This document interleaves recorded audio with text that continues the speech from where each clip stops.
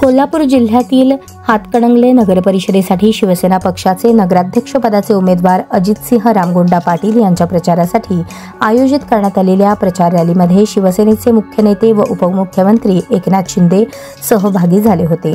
उदंड प्रतिसाद लाभलेल्या या रॅलीत सहभागी होत एकनाथ शिंदे यांनी मतदारांशी संवाद साधला। यावेळी लाडक्या बहिणींनी जागोजागी औक्षण करून फुलांची उधळण करून एकनाथ शिंदे यांचे स्वागत केले।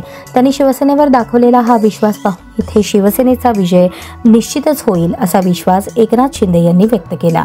या रॅलीनंतर लोकांना संबोधित करताना हातकणंगले नगरपरिषदेचा 63 कोटींच्या पाणीपुरवठा योजनेला नक्की मंजुरी देऊ असे त्यांनी सांगितले।